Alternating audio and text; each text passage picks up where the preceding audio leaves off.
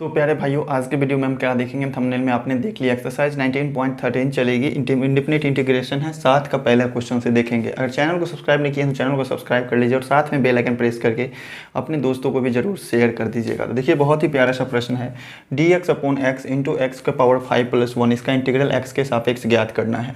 तो इस तरीके के क्वेश्चन में क्या करेंगे, तो देखिएगा, अगर एक्स के पावर 5 को हम जेड मानते हैं तो इसका डेरिवेटिव हमको मालूम होना चाहिए। तो इसका डेरिवेटिव कितना होगा, 5x का पावर 4 होगा। तो चलिए हम ऊपर में क्या करेंगे, x का पावर 4 लाने का कोशिश करते हैं। तो क्या हो जाएगा, इंटीग्रल ऑफ, चलिए x के पावर 4 से हम ऊपर भी गुना कर देते हैं और नीचे भी अगर x के पावर 4 से इस x में गुना करेंगे तो ये हो जाएगा x का पावर 5 और x का पावर 5+1 हो गया। इसका इंटीग्रल किसके सापेक्ष, x के सापेक्ष। अब देखिए, यहाँ से अगर हम x के पावर 5 को z मान लेते हैं तो dz तो निकल जाएगा। तो चलिए यहाँ से हम लिखते हैं, माना z बराबर x का पावर 5 को मान लेते हैं तो dz क्या हो जाएगा, इसका डेरिवेटिव निकालेंगे तो 5x का पावर 4 हो जाएगा और dx होगा। लेकिन ऊपर में तो सिर्फ x का पावर 4 और dx है। तो क्या करेंगे, इस कांस्टेंट जो है 5, इसको हम क्या करते हैं, इस साइड ले आते हैं। तो dz अपॉन 5 हो जाएगा बराबर x का पावर 4 dx। अब देखिए, ऊपर में x के पावर 4 और dx है तो ऐसे ही रहने देते हैं। बाकी अब सॉल्व करेंगे। यहाँ से अब इसमें इसका वैल्यू पुट करते हैं तो इसीलिए क्या हो जाएगा, ये हो जाएंगे इंटीग्रल ऑफ x का पावर 4 dx। dx का वैल्यू कितना है, dz/5। नीचे वाले को लिखते हैं पहले, x का पावर 5 को हमने माना z इंटू क्या हो जाएगा, z+1, ठीक है। और ऊपर वाला जो x का पावर 4 dx है ये किसके बराबर आया, dz/5 क्या है ना। तो चलिए यहाँ पर हम 1 लिख देते हैं, यहाँ dz लिख देते हैं और बट्टा में जो 5 था इसके कांस्टेंट को हम बाहर निकाल लेते हैं। तो क्या हो जाएगा, 1/5 इंटीग्रल ऑफ इतना इतना इतना, ठीक है। अब यहाँ से आप पार्शियल फ्रैक्शन वाला मेथड से यूज़ कर सकते हैं, आंशिक भिन्न द्वारा समाकलन का मेथड लगा सकते हैं। ये नीचे में भिन्न के रूप में आ गया। तो चलिए यहाँ से हम मान लेते हैं, माना 1/z इंटू z+1, इसको हम मान लेते हैं a/z और प्लस b/ दूसरा वाला गुणनखंड जो है z+1, ठीक है। तो देखिएगा, नीचे वाला तो एलसीएम करेंगे तो अलग अलग पद है, गुना होगा, आपस में तो कटना ही है, नीचे से नीचे बचेगा सिर्फ ऊपर वाला बराबर क्या बच जाएंगे, a इंटू z+1 और प्लस bz बच रहा है।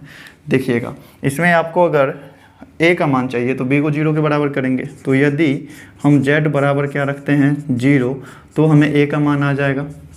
a का मान कितना आएगा, 0+1 करने पर 1 होगा, 1 a का मान 1 हो जाएगा तो a का मान भी 1 ही होगा। अगर हम z का मान, ये b का मान ज्ञात करना चाहते हैं तो इस a को 0 करना पड़ेगा। तो z का मान कितना रखेंगे, इसमें -1 रखेंगे तो हमें b का मान आएगा। अगर -1 रखते हैं तो ये तो 0 हो गया, यहाँ -b हो जाएगा, 1 हो जाएगा। तो b का मान यहाँ से क्या आएगा, -1।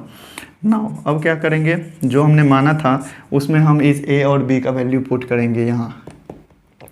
तो 1/5 तो कांस्टेंट बाहर में था ना, तो 1/5 रहेगा कांस्टेंट बाहर में।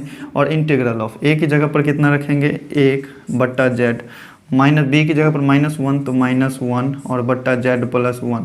इसका इंटीग्रल किसके सापेक्ष, z के सापेक्ष। बहुत ही प्यारा सा क्वेश्चन। चलिए इसके आगे का सलूशन यहाँ पे करते हैं। इसको हम अलग अलग कर सकते हैं क्या, बिल्कुल अलग अलग कर सकते हैं। 1/5 integral of 1/z, 1/5 integral of 1/z, इसका इंटीग्रल z के सापेक्ष। माइनस है तो माइनस रहने देते हैं। 1/5 इंटीग्रल ऑफ 1/z+1 का इंटीग्रल z के सापेक्ष। इस तरीके से हो जाएगा। अब आप इंटीग्रल निकालो तो क्या हो जाता है, 1/5, 1/z का इंटीग्रल क्या होगा, तो log of mod of z और माइनस 1/5 है, कांस्टेंट रहेगा, इसका इंटीग्रल हो जाएगा log of mod of z+1 और प्लस में कांस्टेंट c, ठीक है। log of x minus log of y क्या होता है, log ऑफ x/y। तो ये क्या हो जाएंगे, 1/5 तो रहेगा log of mod of z और बट्टा z+1 और प्लस c। यहाँ पे आंसर नहीं छोड़ेंगे, z हमने किसी को माना था, किसको, x का पावर 5 को।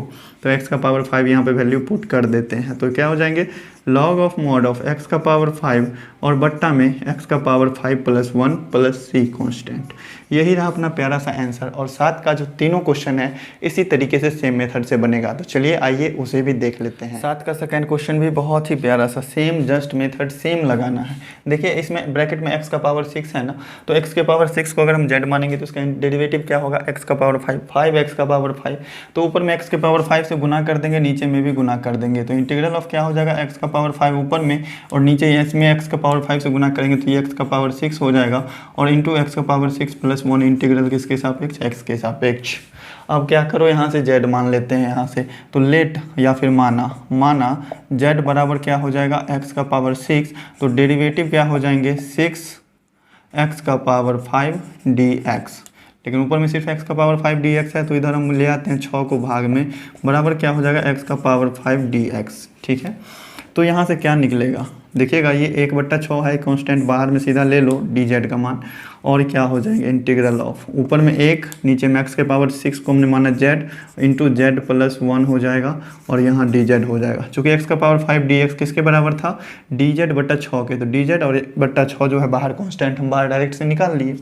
अब क्या करते हैं, यहाँ से हम इसको मान लेते हैं, पार्शियल मेथड वाला, पार्शियल फ्रैक्शन वाले के लिए हम मानेंगे 1/z इंटू z प्लस 1 है, इसको हम मानते हैं a/z और प्लस b/z प्लस 1 फ्रैक्शन। इसको सॉल्व करेंगे तो 1 बराबर आएगा a इंटू z प्लस 1 और प्लस bz।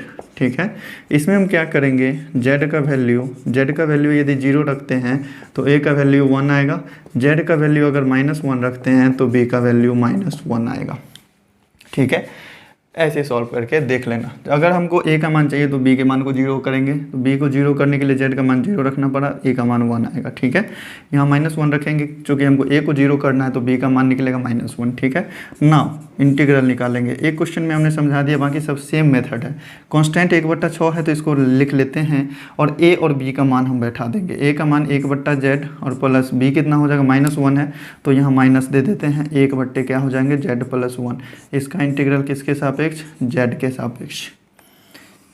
चलिए अलग अलग कर लेंगे इसको, तो क्या हो जाएगा 1/6 इंटीग्रल ऑफ 1/z, इसका इंटीग्रल z के सापेक्ष, -1/6 integral of 1/z plus 1 integral z के सापेक्ष। तो क्या हो जाएगा 1/6 log of mod of z हो जाएगा इसका integral 1/6 log of mod of z plus 1 और प्लस कांस्टेंट। 1/6 कॉमन आएगा तो बचेगा log of x minus log of y, तो log ऑफ x बट्टा y डायरेक्ट कर देंगे, तो ये हो जाएगा log of mod of z बट्टा z प्लस 1 और प्लस c। z का मान हम के z किसको माने थे, z जिसको भी माने थे x के पावर 6 को, तो वो वैल्यू हम पुट कर देंगे +1 और प्लस c। यही रहा अपना प्यारा सा आंसर। प्यारे भाई, उम्मीद करते हैं बड़े ही प्यारे तरीके से समझ में आया होगा। नोट कीजिए, स्क्रीनशॉट लेकर बढ़ते हैं अपने नेक्स्ट क्वेश्चन पे। बहुत ही प्यारा सा प्रश्न, dx upon x into x का पावर 4 -1। साथ का साथ 4 क्वेश्चन है, चारों सेम ही है लगभग। ठीक है, तो क्या करेंगे, इसमें ऊपर इसका डेरिवेटिव पुराने के लिए x का पावर 3 करना पड़ेगा, तो x के पावर 3 से ऊपर भी गुना कर देते हैं, नीचे भी गुना करेंगे, तो ये हो जाएगा x का पावर 4 इंटू एक्स का पावर 4 -1 इंटीग्रल x के सापेक्ष।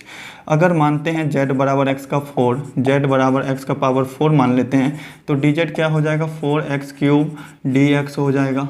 ये सिर्फ ऊपर में x³ dx है, 4 को इधर भाग में लाएंगे, सेम मेथड, बराबर x³ dx का मान आ जाएगा। इसीलिए इंटीग्रल ऑफ क्या हो जाएगा 1/4 कांस्टेंट बाहर आ जाएगा, ऊपर में बचेगा 1/z into z minus 1 dz। क्यों हुआ, कैसे हुआ, पहला क्वेश्चन में अच्छे तरीके से समझा दिए हैं। ठीक है, अब देखो, अब देखिए यहाँ से क्या करते हैं, माना 1/z इंटू z माइनस 1 है, इसको हम मान लेते हैं a/z और प्लस b/z माइनस 1। तो सॉल्व करने पर क्या आएगा, 1 बराबर a into z minus 1 plus bz, ये आएगा।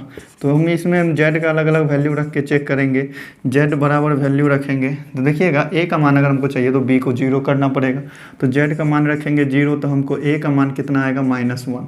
अगर b का मान चाहिए तो z को करना पड़ेगा 0 करने के लिए z का मान 1 रखना पड़ेगा, 1 रखेंगे तो b का मान कितना आएगा, तो b का मान आएगा 1। ठीक है, तो नाउ अब चलेंगे इंटीग्रल की तरफ। 1/6 था कांस्टेंट, बाहर में रहने देते हैं, a और b का वैल्यू पुट करेंगे तो a का मान हो जाएगा -1/z और प्लस b/z माइनस 1, तो b का मान तो 1 आया ना, तो 1/z माइनस 1 हो जाएगा। इसका इंटीग्रल किसके सापेक्ष, z के सापेक्ष। चलो अब क्या करते हैं, अलग अलग कर लेते हैं। 1/6 कांस्टेंट है, रहने देते हैं, प्लस वाला को पहले लिख लेते हैं। 1/z माइनस 1 इंटीग्रल किसके सापेक्ष, z के सापेक्ष। यहाँ तक समझने में कोई दिक्कत नहीं। अब माइनस वाला है, तो minus 1/6 integral of 1/z integral किसके सापेक्ष, z के सापेक्ष। चलिए 1/6 इसका इंटीग्रल क्या हो जाएगा, log of mod of z minus 1 और माइनस इसका इंटीग्रल हो जाएगा 1/6 log of mod of Z और प्लस सी कॉन्स्टेंट को लास्ट में तो लेते ही हैं। 1/6 कॉमन लेने के बाद बचेगा log of Z -1 minus log of Z X minus log of X minus log of Y वाला फॉर्मूला लगेगा। तो क्या हो जाएगा log of mod of Z -1 ऊपर में और ये वाला जेड नीचे में और प्लस सी। जेड हमने माना था x के पावर 4 को, तो x का पावर 4 रख देंगे तो 1/6 log of mod of x का पावर 4 -1 बट्टा x का पावर 4 प्लस सी। यही रहा अपना प्यारा सा आंसर। प्यारा में उम्मीद करते हैं बड़े ही प्यारा तरीके से समझ में आया होगा। चलिए बढ़ते हैं अपने नेक्स्ट क्वेश्चन का 4। बहुत ही प्यारा सा क्वेश्चन, dx/x इंटू एक्स का पावर 4 प्लस 1। सीधे से आपको क्या करना है, x का पावर 4 का डेरिवेटिव ऊपर में पूरा करना है। तो क्या करेंगे, x का पावर 3 से ऊपर भी गुना करते हैं, x के पावर 3 से नीचे गुना करेंगे तो ये हो जाएगा x का पावर 4 इंटू एक्स का पावर 4 प्लस 1 का इंटीग्रल x के सापेक्ष। मान लेते हैं z बराबर x का 4 x का पावर 4, तो dz क्या आ जाएगा 4x cube dx। x cube dx का वैल्यू क्या हो जाएगा, तो dz/4 बराबर ये हो जाएगा x क्यूब dx के बराबर। x क्यूब dx क्यों निकाले हम, चूँकि यहाँ पे x क्यूब और dx ही है, कोई कांस्टेंट नहीं है। कांस्टेंट इसका dz/4 है तो इसको हम क्या करेंगे बाहर में लिख लेंगे, तो 1/4 कांस्टेंट बाहर में, बाकी सबका वैल्यू आप अंदर में पुट कर दो। नीचे में क्या हो जाएगा z इंटू जेड प्लस 1, ऊपर में 1 और यहाँ पे हो जाएगा dz।